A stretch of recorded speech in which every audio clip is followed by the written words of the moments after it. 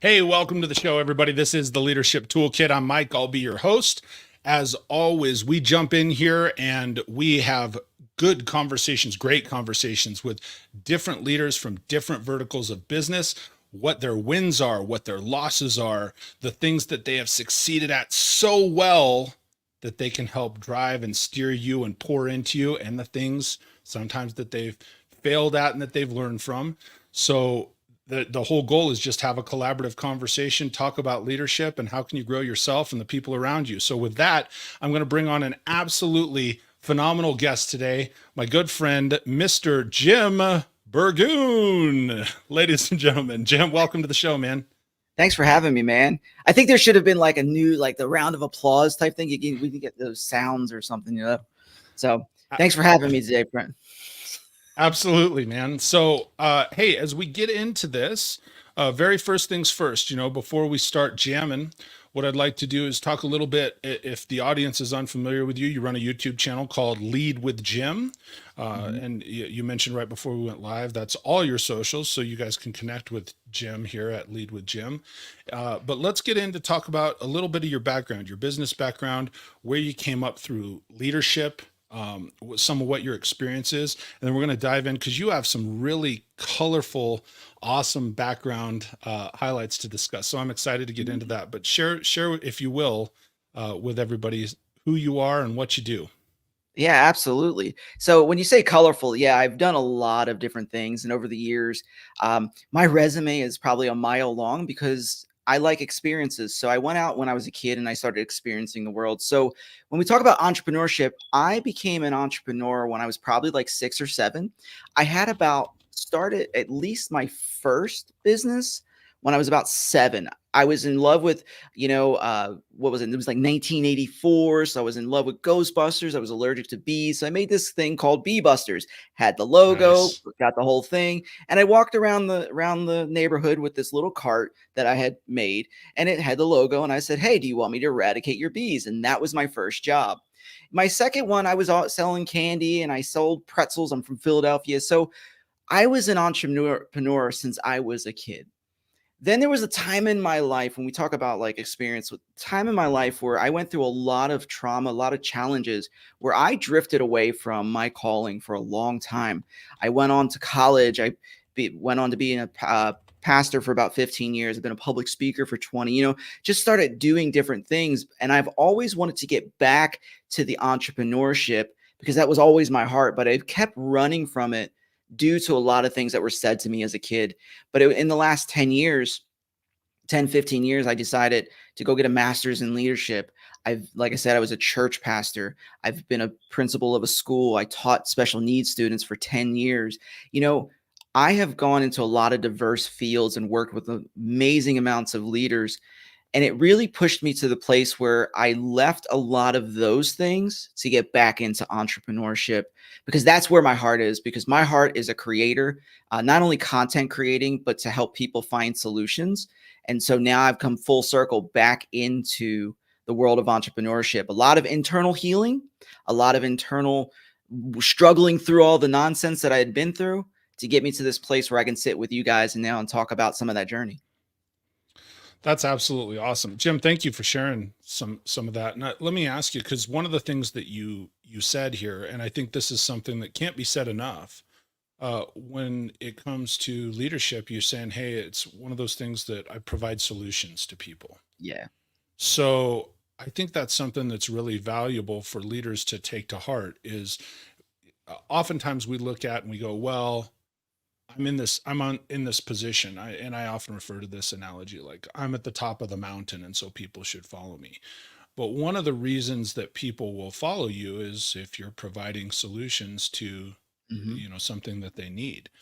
So if you're seeking solutions as a leader, let me ask you just right out the gate, what are some of the first things that you do to, because you talk about relational leadership also, what are some of the first things that you do to connect with the people that are in your life to build that relationship and start providing solutions? Like 1, 2, 3 actionable steps. Like, hey, I'm going to do this, this, and this to start connecting with Yeah, people. absolutely. So the first thing when we're already talking about providing solutions, we have to understand number one, all information has no emotion. It's just information. So when a lot of times people come to us with problems, we have the problem plus how we feel about the problem. But when you realize information is neutral and you take a step back, and this is what's hard in with leadership, because as a leader, especially somebody who's relational, like I'm hyper relational, we want to be involved with the person and how they feel. But if we're too involved with how they feel, we're not going to find a solution. So we've got to take a step back and realize all information, no matter good, bad, whatever it is neutral. So we take a non-biased like step back and say, okay, give me what you have. We get the relationship. We get the information, right? Can I jump in here? Because that's really interesting. Here's the thing. We're like, hey, let's talk about relationship. You're like, it's neutral, man. Yeah. Back up. So I think that's a really unique perspective. And it's a really valuable tidbit of information. And for people, if you are listening, if you're taking notes, and I encourage everybody to take notes. If you're tuning into a podcast like this to learn, I take notes right here on the stuff. I think that's a really good way to start, Jim. Like we're talking about relational leadership, and your first thing out the gate is information doesn't have emotion. It's neutral. Yep. So carry on, sir. Oh, absolutely. We have emotion because we begin to put our, like what we feel about it in there. And then that's what the problem is. No, we have to be able to step back and say, hey, okay, here's the information. Not about what I feel. Like, I think it was Ben Shapiro said, facts don't care about your feelings. And I really held on to that because it's true. We look at the facts and then we move into the second thing and we start asking questions. So we talk about actionable steps. Gather information. Information is neutral. Do not make judgments at first and do not put emotion to it, right? Secondly, we start asking questions because there's things that I can see and there's things that I can't see. And the one thing is that if I'm trying to problem solve, I have a perspective that you don't, but the problem isn't my problem. So I've got to learn how to see it from your perspective. And if I see it from your perspective, now we can create an actionable solution that you're able to accomplish. So to do that, I've got to ask deep questions. I've got to learn more. So I become a detective. So I get curious. You got to keep going. I'm taking notes. So okay. Number one was gather information and non-biased. Number two, right. I got to ask questions. I'm putting it in the chat. Okay. What's a third thing you would do then? So after we gather information and after we gather we ask the questions, the third thing I begin to start to do when I'm problem solving is say, okay, let's look for viable solutions, right? And one of the things I've always said in the leadership circles or the teams I've led, I said, best idea wins. Doesn't have to be my idea. Okay. Because what I know is most people can solve their own problems if you get them talking. So we have to start this conversation to say, okay, let's start to mastermind. Let's start to talk about brainstorm about what ideas are going to solve this solution. And so in that place, you got your information, you got deeper with your questions, you became an investigator, you got curious. Now you're going to spitball ideas and best idea wins. I think there's an arrogance in leadership where it gets in, it says, this is the strategy you have to use. It's the only one. It's not. Because what I can do may not be what the person can do. So I've got to take that in consideration because a lot of times I'm at a different place. If I wasn't at a different place, they wouldn't have come to me for the information or for the problem solution, right? So I have to step back into their world and say, okay, let's spitball ideas and then ask this final question. Which of these ideas can you put your time and energy to?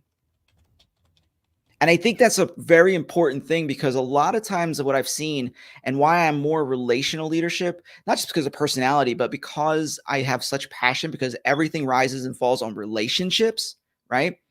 Is we oftentimes throw out there this place of here's the information, do what I say, come back and let me know if it worked. And I think that devoids or divorces the actual person. And I think that's a travesty. So what we have to do is come back and say, okay, here's the ideas. Which one do you think in your skill set and your abilities and your energy and time can you do? And let's try it. And one of the things, and this is kind of a little bonus side note in leadership, I've always done this for years, whether I was pastoring a church, whether I was leading an organization, I always said, let's experiment. Because when you use those terminologies and you take an idea as an experiment, it gives them the freedom to not be afraid, because now they understand that this could fail.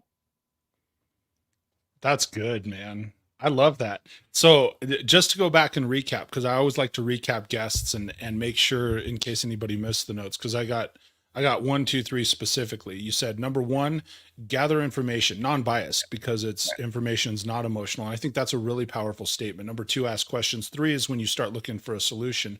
And when you're looking for a solution, I think one of the things I grabbed onto that you just said, and I'm sure everybody did, is best idea wins. It doesn't have to be my idea.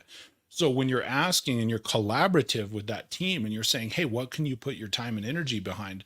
I think that's so powerful in leadership in general. I think oftentimes, and you're spot on, man, there's go back 20 years, go back 50 years, right? In leadership, it was sort of the my way or the highway, right? Hey, here's the direction we're headed, right? You're the bushwhacker, the map maker, the person out front, right? And people are expected to fall in line. Well, over time, that's evolved. It moved from just management and leadership to team leadership to now we have a much more collaborative, dynamic leadership is maybe how I would label it.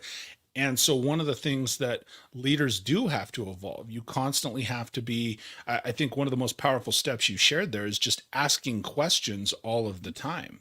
Yep. You have to be asking, did this work? And then you kind of closed out there with the, hey, let's take this experiment. If you think back to, let's just pick a year, 7th grade science, right? Those were the best. 7th grade outside of science, those were the best experiments, right? Yeah. And you didn't know. The reality is, if that teenage preteen science experiment, you didn't know if it was going to work, but why did you try it anyway? Yep. Yeah, I mean, you tried it anyway for the joy of the learning, right? Did, yeah. And usually it had something to do with fire. Those are my favorite. Well, fire and explosions, always my favorite, man. So once you've taken the time and you said, okay, we've done this, I've listened, and we've found some solutions, because one of the big key pieces in leadership in general, oftentimes people will bring up accountability, right? So how do you, once you've provided solutions, how can you ensure that someone that you're working with is going to grab hold of those and do them? Or can you? Yeah, you can, and it really depends on the relationship. So like if I'm coming in to consult, obviously I'm not going to be able to be that person unless they hire me long-term for consulting. But if it's part of my organization, and let's just say we were spitballing what we just did. So here's what you do. You have check-ins. Okay. And you get to these places where you're like, okay, let's check in on this idea.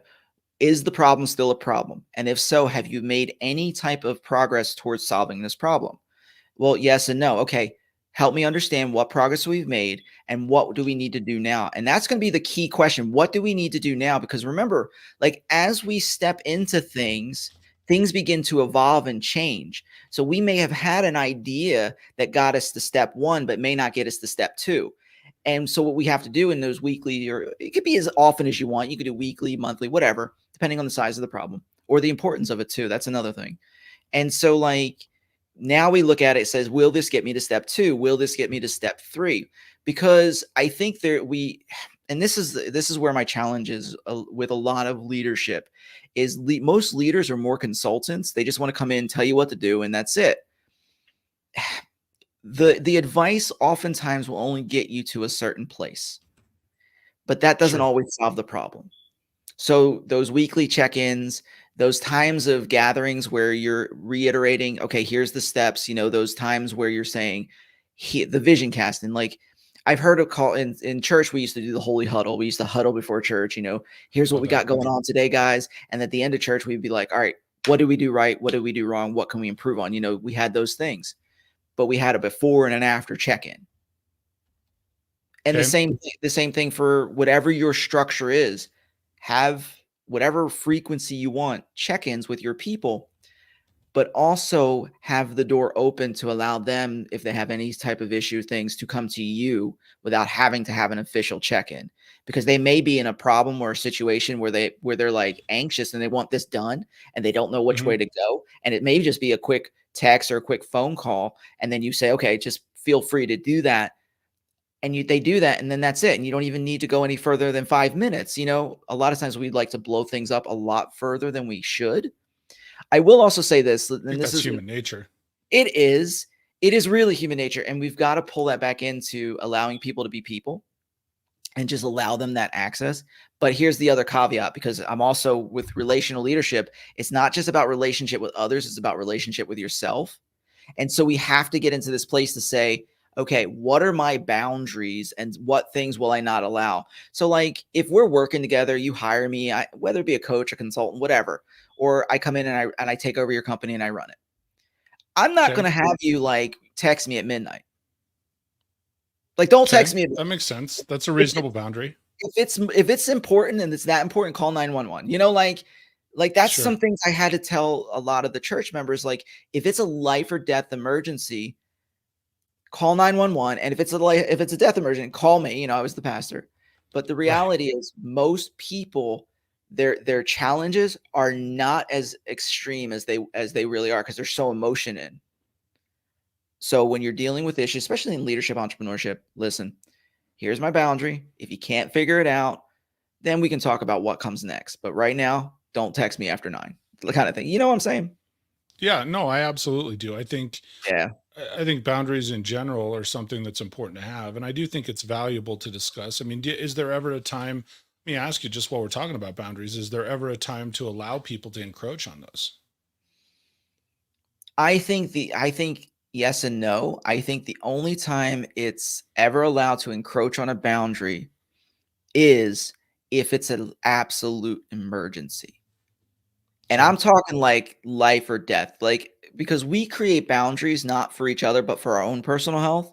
Because we have so many people in the leadership entrepreneur space, or just in space in general, human people, whatever, that burn out quick. We have Sure. lights that go out so fast. It's why, because they have no personal boundaries that protect themselves from expending all the energy to everything. Because if you allow people will take as much as you'll give. What's so interesting? It's energy vampires, Yeah. right? That's Mhm. people. It's really interesting. I heard an analogy. I was listening to. I think he's a pastor this morning. I was scrolling through TikTok, ripping through, right, because that's where you get all the good information. Yeah. So anyway, I'm going through there, and this guy brought up, and it's interesting you share this because he was talking about boundaries with people and how much weight you can take on. And he says, "Well, let me ask you a question. Uh, is there a difference between 100 pennies and 4 quarters?" Guy says, "No, they're both a dollar, right?" "Okay, well, take 100 pennies and put them in your left pocket. Take 4 quarters Mhm. and put them in your right pocket. Yep. Which one weighs more?" Right. So Mhm. if you have those 100 people that are constantly grabbing and needing stuff for you versus maybe four key Mhm. individuals that you allowed to have a different set of boundaries and so forth, people will take that. You're right. They'll take that energy. It's going to weigh more if you allow it to. Right. So I thought that was a very interesting analogy, and it ties right into what we're talking about today. Yeah, it's a great analogy. So here's another question for you, because you brought up, you said, okay, as we're talking about problems, right? Problem solving and coming with solutions. One of the things you said is, hey, what's the size of the problem? What's the importance of the problem? Mhm. Like, I think it's really easy for the size of the problem to get away from us, right? It's all Yeah. about perspective. When there's something right in front of us, if we're looking at it right here, like it looks really huge to us, the problem may be the same size, but as it gets further away, you go, well, that's not as large of a problem. Let me ask you a question. This is a little bit of an ethereal answer, maybe, but I'm interested to hear what you have to say. What And actually, we've got a question here before I ask this, because I have this written down. Sure. Finney asks, on the topic of boundaries, maybe out of context, but what about with families like spouse or kids? I strive to let them know there are no boundaries. Is he wrong in saying that? And again, if you are, Finney, if you're the leader of your family, right? That's how we Mhm. view it, sort of biblically, right?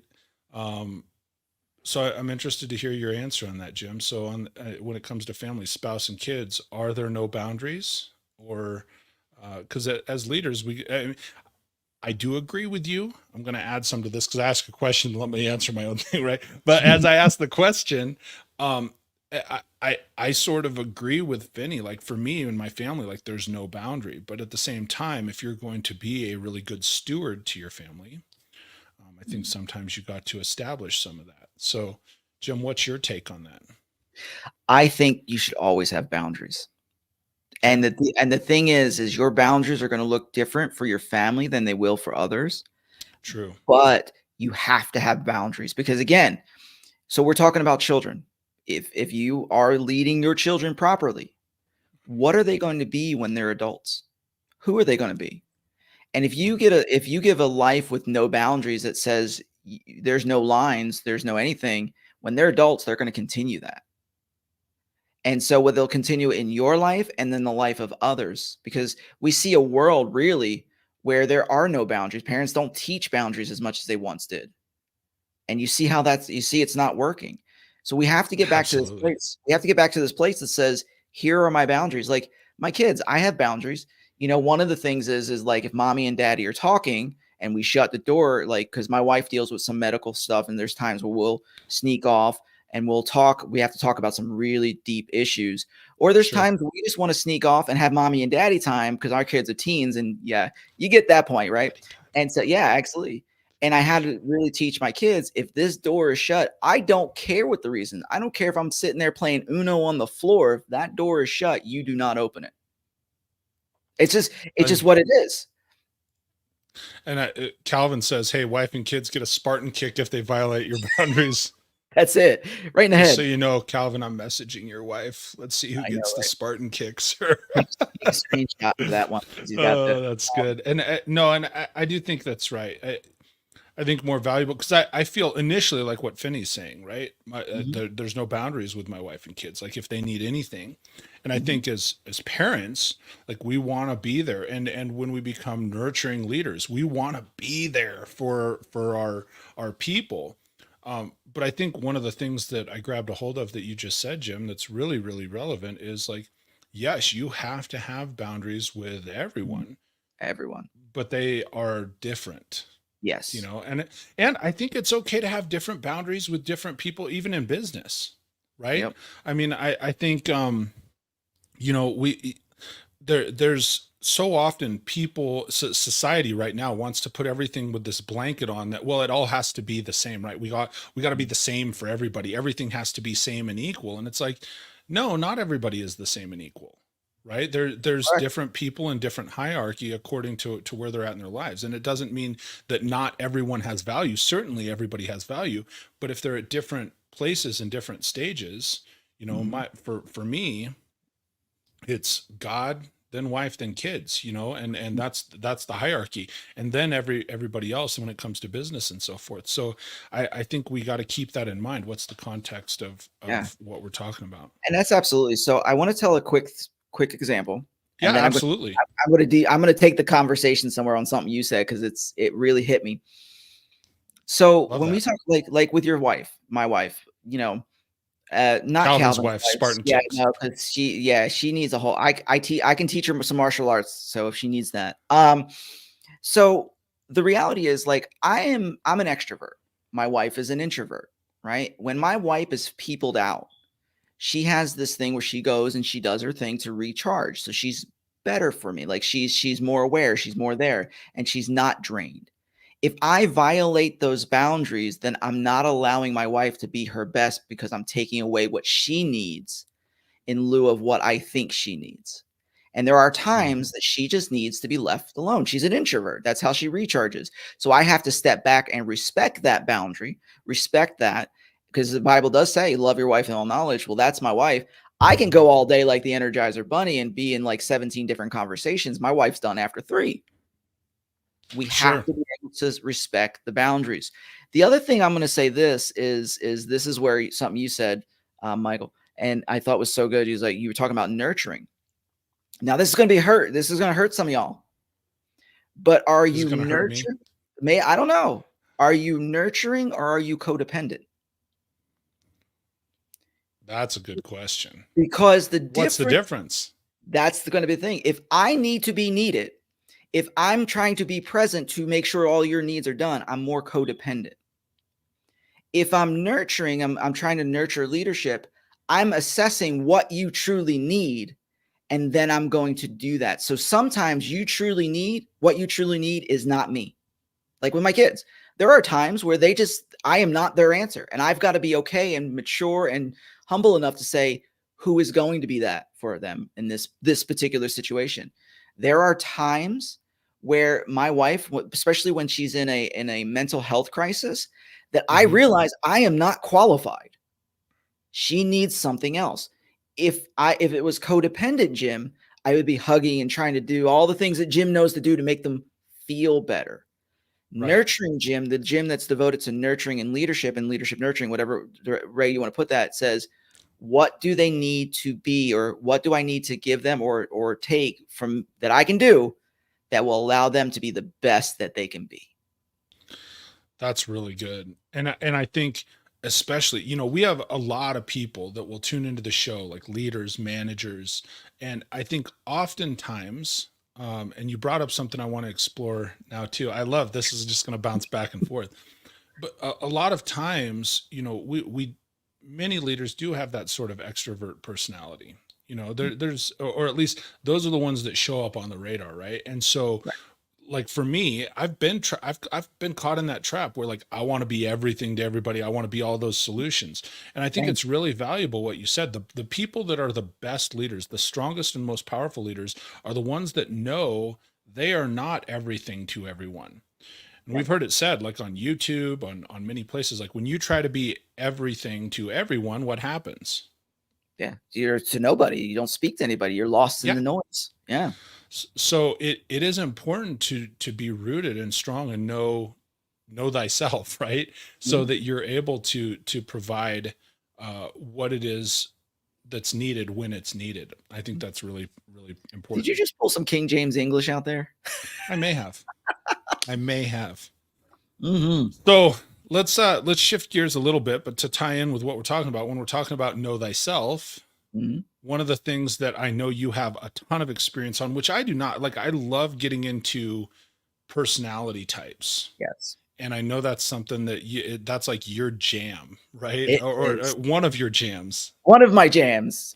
So one of the things that I love, and I love personality types, enneagrams and sort of the DISC personality test. By no means am I an expert, but I do think it's very interesting and it's very important and valuable for leaders to not just know themselves, but to be able to know their people. And so one of the things that you said, Jim, was like, well, I know I'm an extrovert. My wife's an introvert. We're wired the same way. Like I'm very much an extrovert, if anybody can't tell. And my wife is very much an introvert. Like, and I think one of the things you have to realize too, is that is how you recharge.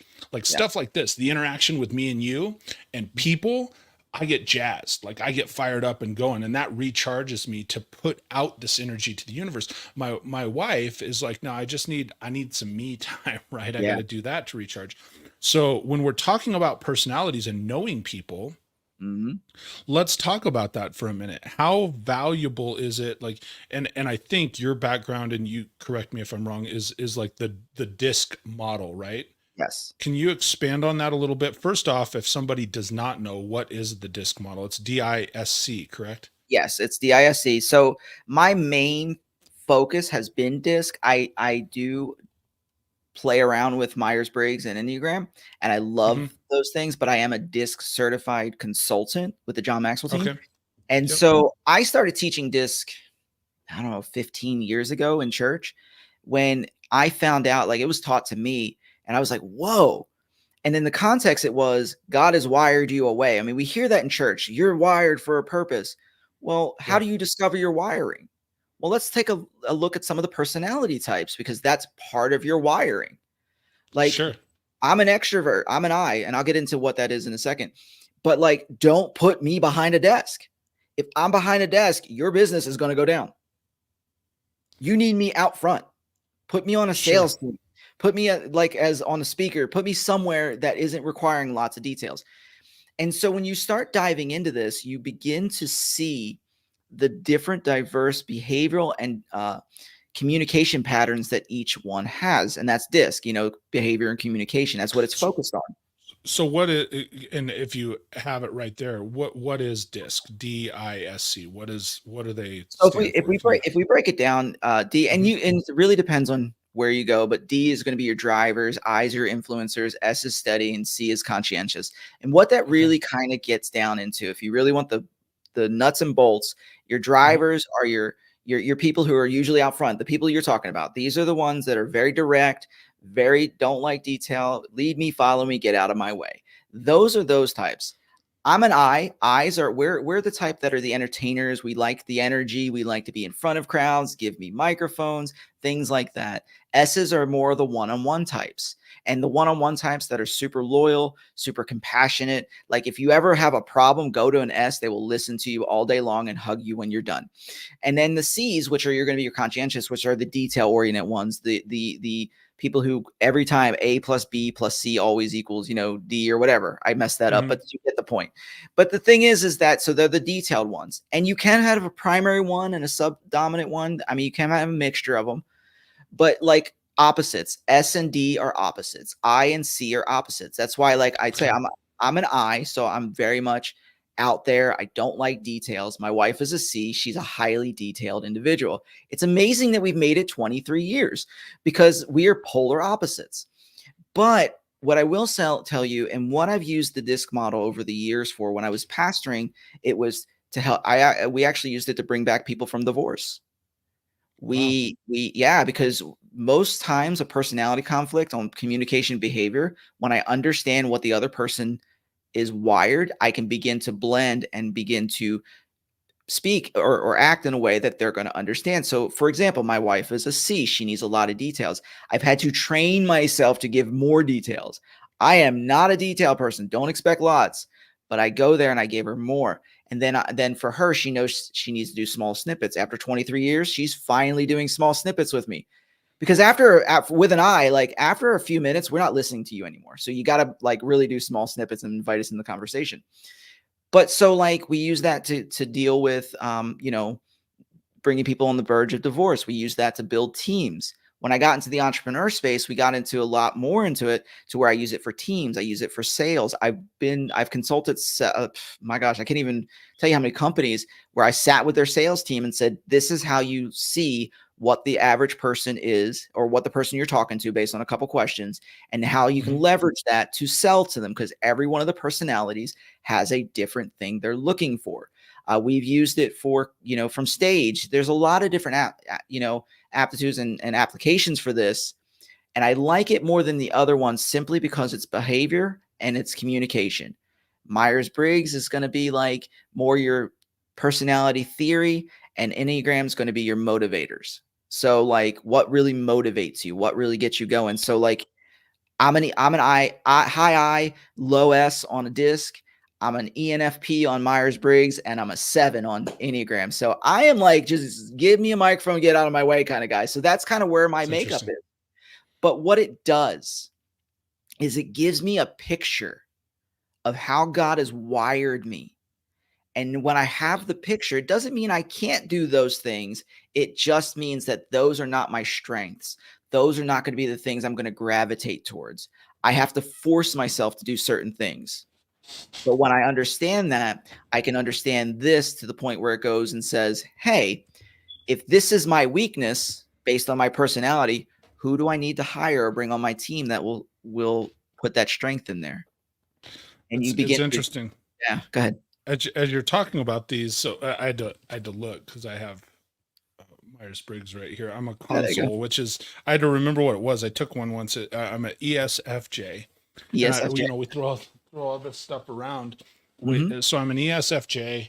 I'm I think a 3/4 on Enneagrams. That was Okay. one of the things I was going to ask you on disc, because that's one I'm actually less familiar with. Is, do you have a DI or an IC? Do they ever go across, or is it always kind of next to each other? How does that lay out? So if you were to do a test, or not the word test, but they use the word indicator. If you were to use the Okay. word one of the indicators, you would get 3 graphs on this indicator. And I do offer this as a professional service if anybody's interested. So you get three graphs. The first graph is going to be basically how you see yourself. The middle Okay. graph is going to be how you grew up. Like this is who I was as I grew up. And the last one is going to be what you show the world. Actually, reverse that. First one is what you show the world. Second one is how I grew up and also Gotcha. return to under stress. The third one comes back into self-perception, right? Okay. And what you'll find is that when you do this indicator, there are times where people are going to be like CIS, right? Or, Mhm. things like that. Now, C and I can go next to each other. They're polar opposites in personality. However, if you get somebody who's like a CIS or an SIC or something like that, they're actually considered that personality little grouping is considered some of the best managers on the planet because they've got the Really? beautiful like combination between the ability to hold details and do tasks with the ability to lead with people in a relational style because that's that S and that I because they're S and I are people oriented, D and C Mhm. are task oriented. So CIS, SIC, though, or any one of those combinations are considered some of your world's greatest managers. That's awesome. Anything with a D in it, they're going to be the out front leaders, CEOs, things like that. So, Okay. yeah. So let me ask you, if you're saying, okay, you said like CIS and those Mhm. people make good management, good leader Yep. style managers. What when it comes to disc, and we'll get off this because I know for some people could be like, wow, like there's a lot of information to take in. Yeah, it is. It can get right in What there. what are the best out front staff members? What are the best people that you want as followers if you are a leader? What are some traits you want? So it really would depend on how you want to structure your business. Okay. How do you want to structure what's happening? So if you're the out front leader, like if you're the CEO, Hmm. and let's say a sales, right? Let's say a sales. So if you have a sales team or say like a department, so your sales teams are going to be your eyes, your any combination of DI, IDs, things like that. I would throw them Hmm. directly in sales because we're just not afraid to talk to people. Now, eyes just have to remember to ask for the sale. Like I can talk all day and sell you, and you're like, yeah, I want to do it, and then forget to ask you to actually pay for it. Well, you have But someone asking right now too. I see, I'll right? grab that. Yeah, we can hit that up in a second. Um, And then for like your clerical things, like you want your C's who are going to be your bookkeepers and things like that. Your S's are going to be like, say, if like you have like a customer service where you have to be on the phones, customer service, I would put an S there. Very personal, very kind, very generous. I would put them at the face of the customer service. So it really depends how you really want to structure your things. But I wouldn't put like an S in a sales, like a high pressure sales position because they're not going Sure. to be high pressure. So you've got to really think through some of that and then structure it according to what's going to accentuate the best part of their personality. Okay. Am I okay to share your email address? I've shared your Yeah, YouTube a little bit. Can I share the email absolutely. address you emailed me on? So Absolutely. we've had a couple people ask, hey, how can I take the disc model? How can so maybe they can connect with you. And for Mhm. anybody who may be listening to the podcast later, you can email Jim. It's ebuilders, EBUILDERS .jb, like Jim Burgoon, Mhm. at gmail.com. So you can Yeah. just email him, connect with Jim at ebuilders.jb at gmail.com. He can get you rolling if you want to explore disc more. Absolutely. And yeah, like you and I have had a few discussions on that before. And so that's part of the reason I ask, because I know you're brilliant on that. And like, Mhm. I could tell you, not on the disc model. I actually haven't taken the disc model test, but Enneagrams, I'm a 3-4. Mhm. What did I say? ESFJ, I think I'm It's a okay. console and so forth. So, Mhm. so to that collaborative leader and so forth. And it Mhm. is interesting to learn about yourself. I think it's interesting to learn about other people as well. And Yeah. so one of the things you brought up sort of when, we always profile a little bit and exchange some emails prior to the show. One of the things that you brought up was you said, or in your bio it says you're awesome at understanding and navigating people and their dynamics. And for Mhm. anybody watching the show or listening to it, I think they can see why. So I'm going to handcuff you for a minute and I'm going to ask this question. What if you take out the disc model, Mhm. and if I take out the disc model and I just say, okay, look, I'm somebody that is new to management. Let's focus on someone that's new to management or leadership and Mhm. they're trying to connect with that team. What would you recommend for them to start with navigating and connecting with their team? Since that's Absolutely. something that you're good at. What would you say? Okay, do these 3 things to All start right, we'll go navigating 3. connecting. We'll go I was through. going I'm to get you gonna. 2, but we'll I go always 3. ask for 3. I like 3. I like 3. 3. So prior preacher, everything in preaching is always 3 for some reason. 3 points, all that stuff. So if we were to remove the disc, that's fine, because understanding and navigating people, disc is just one tool in that. I mean, because Right. we understand there's more tools, body language, the energy we put off, the conversation we have, the words we use, all of that goes into this. And then we can't even get into like the trauma and stuff that people carry that causes certain things. Sure. So there are a few things that you can do if you're kind of get in there to build something, to build rapport with your team. One of my favorite strategies is called the 101 principle. And 101 or 1-on-1? 101, Okay. 101% principle, 101 Okay. principle. And what it is, it's the 101% principle. What it is, you find 1% that you agree on, and you agree on it 100% of the time. So let me give you an example. So if I walk into your room right there, and we were just chilling, and I look around your room, I take an assessment, and I see all the things on your thing, and I'm like, oh, you have a microphone. Well, guess what? I have a microphone. And then we start having the conversation about why you have a microphone, and we start diving into that. And every time I see you, we talk about that. We talk, how's the podcast going? How's this going? It's the same with anything else. Like if you walk into somebody's office and they have a football helmet or some sort of football or sports paraphernalia on their thing, ask them Okay. about it. We become blind to the people's personal lives. And what you're looking for is 1% that you can connect on, and you're going to connect on it 100% of the time.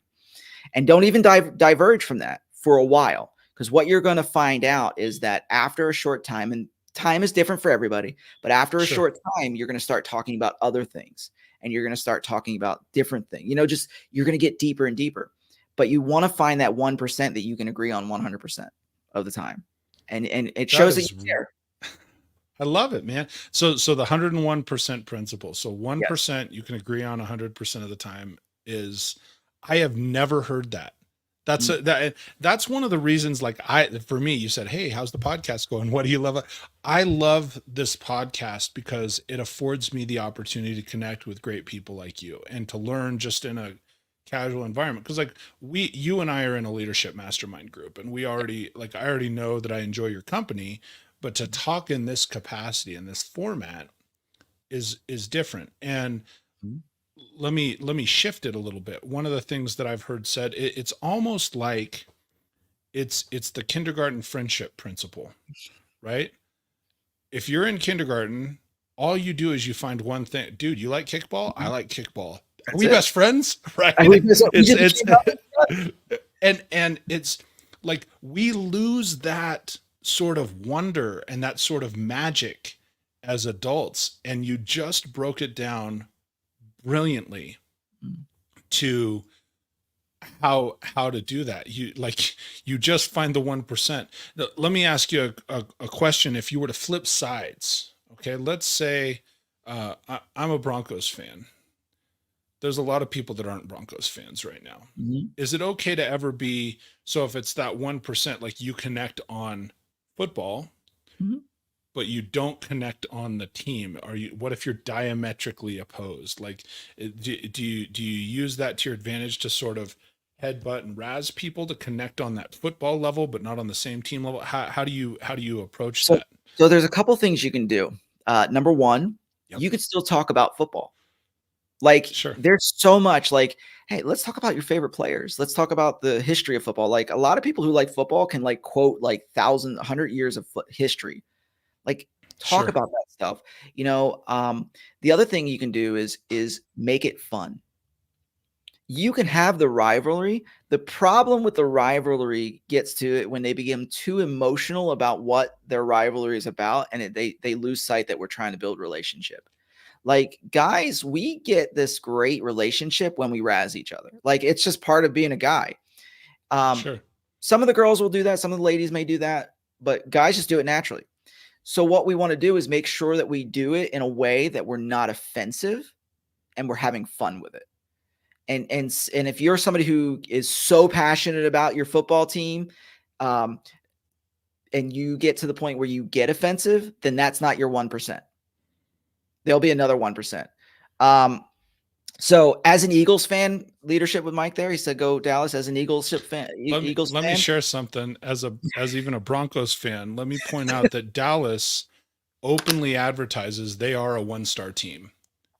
I love it. Got to razz a little bit, but yeah. So you can change any tense situation if you make it fun. You really can. And you have to learn the art of this. What's the word I'm looking for? Is to de-escalating it. So if you find people are getting upset or getting more and more, don't keep doing it. Find a way to bring it back and make it fun. Well, that's just having, I think, some empathy and some emotional intelligence. Like, when somebody's getting upset about it. Most people lack it. Absolutely. No, that's true. Mike does say, okay, well, we're razzing them about Dallas. They have the Dallas cheerleaders and that's all they need. So, okay. Point taken. They should have them play because they probably do good. At least they're not. So anyway, so shift gears. We're coming down the pipe here. We're about 45 in. We usually go 45 to an hour. Yeah. Let me ask you this I'm going to do a complete 180 on you. Because we've talked a lot about what it does to what it takes to win, what it takes to connect, what it takes to build relationship, what it takes to know people when it comes to these personality tests and so forth. I'm going to focus just in on you for a moment, because you've had a really long and like I said, a colorful leadership journey, a lot of wins, some losses along the way. What is a time that you can pinpoint?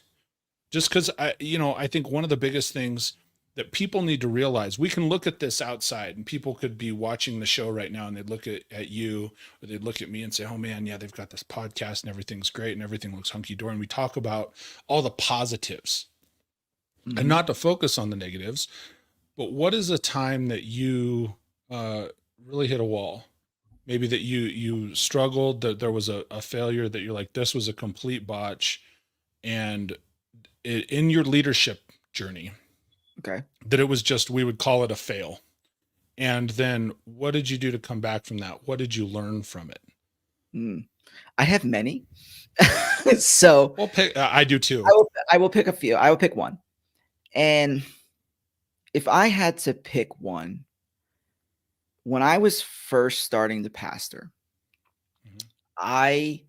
it's first time I was leading on that capacity. First time I was drawing teams in, like really things like, so before then I would always be part of organizations where I already had a ready-made team or we already had people. But when I became a pastor, I was a church planting pastor, which means, for all you guys who don't know that term, we went into a city and we started it from nothing. And I ended up taking with one of my best friends, he was the lead pastor and he had to go about halfway, like a year in. And I took it over, building all this. I, first and foremost, ended up offending some of the team members that were there because I don't lead like my friend. And when you come in as the new leader for the people that are there, you have to renegotiate every relationship you had. And I don't feel like I did a great job at that because they all ended up leaving. And it wasn't that I was rude. It wasn't that I was arrogant. It wasn't those things. It was just I wanted to make changes and I made too many changes too quickly. And because of that, people can't handle change that fast. And they still were attached to the old leader. They had not had the time to really transition to me. And so I made too many changes too fast and it caused all the old people to leave. And then I started getting an influx of new people. And then the new people I was pulling onto leadership were the wrong people, because at that stage in my life, I was trying to pull people that I felt good about, but I didn't have the wherewithal to say, this is the one that needs to be there. And so I just started pulling lots of people on, and it ended up hurting me like in a lot of different ways. I mean, we had, oh gosh, we had a lot of good different stories where I've had leadership yell at me, berate me. I've had, people threaten to kill each other on leadership, like literally. And because I didn't know back then, to screen for mental health. I didn't know back then what questions to really ask to make sure that we were fitting as in chemistry. I didn't know say I didn't check in on like some people that I really trusted, and they ended up having a very immoral and unethical failure, and I didn't check in with them like I thought like I should. Fast forward 20 Wow. years late, 10 about 10 15 years later, I'm at a different place, and every one of that I learned. And then we did wind up pulling that around because I spent 7 years there, 7 8 years. We pulled it around to where we did grow. I think we got to about 100 110 people at our largest, Nice. but it was healthy. And we saw people that were saved, baptized, all that stuff. And then I had to step down, and because of my wife's mental health, and we moved here to Orlando from where we were. And a lot of times, basically, I ended up being put on the shelf for about 5 years, to where it was 5 years of really trying to navigate her mental health, my chronic issues, my chronic illness, and taking a lot of time to really dive deep into what makes Jim a leader, evaluating those things. Listen, Sure. wisdom doesn't happen because you have experience. Wisdom happens because you evaluated the experience you had. And I spent a lot of time journaling and praying and evaluating every failure I ever had at that point. So when I came out of that stage into what I do now and into consulting and leading and just different things, I'm not the same person. I'm more mature. I'm much more skilled. I'm much more far advanced. And so in the last 7 8 years from that time has been a total leveling up for me. Well, and I think that's important for people to see. And I hope people either can see or hear in your voice.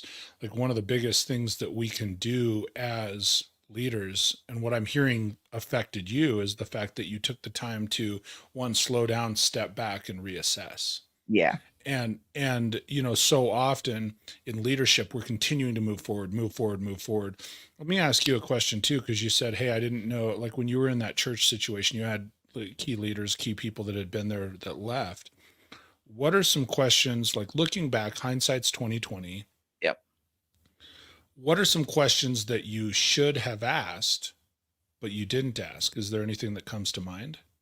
I mean, there are a lot of things. So, like, one thing I would have asked is, how's your home life? Like, I should have asked that question. Like, because what you do at home will bleed out into what you do at work, what you do at church, Sure. what you do everywhere. And and it's going to be different. Like if I'm a manager in a large corporation, they don't care about your home life. They just want you the job done. But I was in an organization that is more revolved around social science, social work, things like this, Sure. helping hurting. So the leadership I should have brought on, I should have delved more into their personal life, and even Okay. in some of the ways they believe about it, or questions about, hey, give me some things that you have been through and how did you get over that? Like those questions like that, because I want to know, not that they've been healed, but that they're working on it, or that they're actively taking the charge to get better. Because people who are not committed to get bettering themselves are people I don't want on my team. And That's a really good statement. it took me a long time to get there. I don't, and the same thing. If you hire me as a leadership coach, whether I do disc or whether I consult, whatever, I don't care. If you're not willing to put the work in, don't hire me.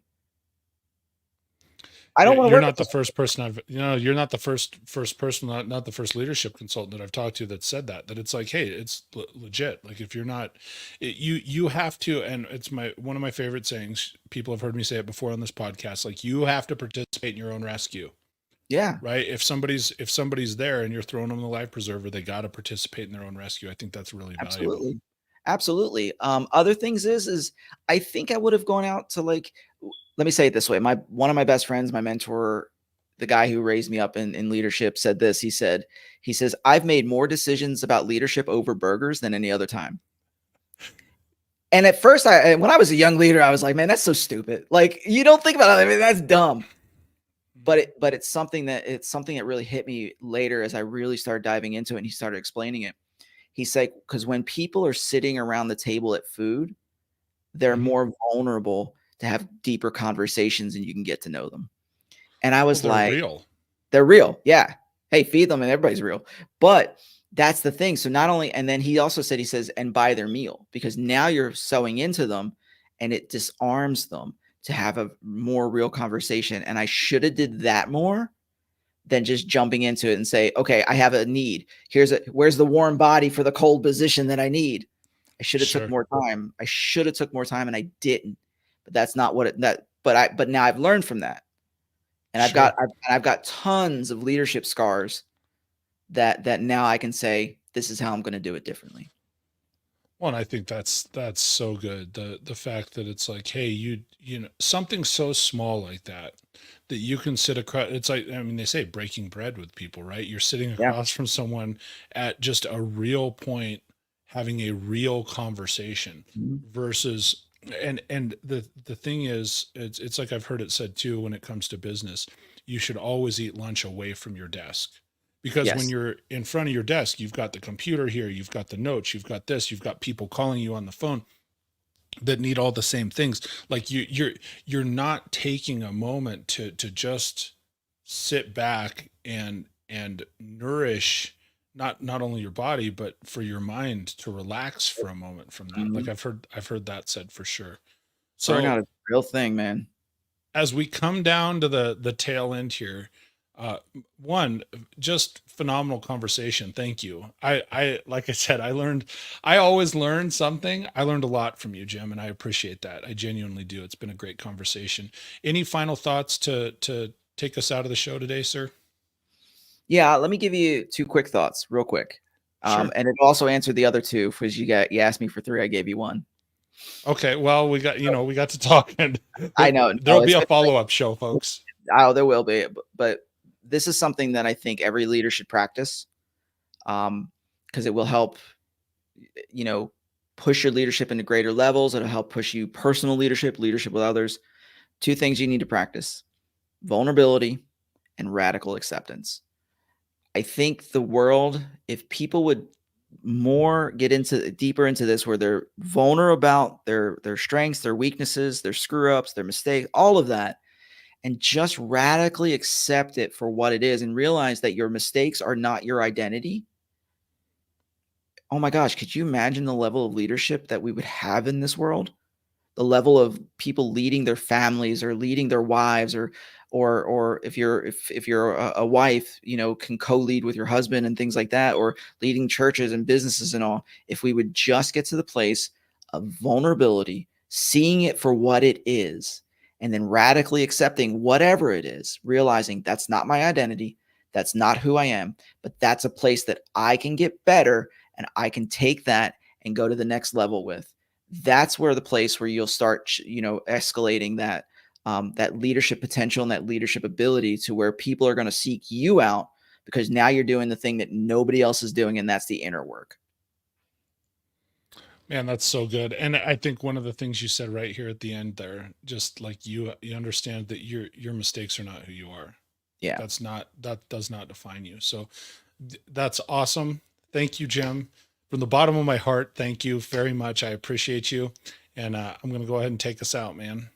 All right. Love it, man. So everybody, that's going to bring us to a close today for the Leadership Toolkit. I thank you so much. I value your time. I hope you gained a whole lot out of this episode. I know I did. Make sure, throw a thumbs up on the video or 2 thumbs up. Share it with a friend. Share this podcast. Check it out at live.theleadershiptoolkit.com every Wednesday at 12:05 Mountain, 2:05 Eastern. Also, you can go to theleadershiptoolkit.com for all the podcast episodes. We're on every podcast platform here on YouTube. I would love to see you back here. Love the questions, love the participation, love the collaboration with you, the audience, and certainly with some of these great leaders that I've had on the show. Thank you, everybody, for taking your valuable time and joining us today. And until I see you next week, be great.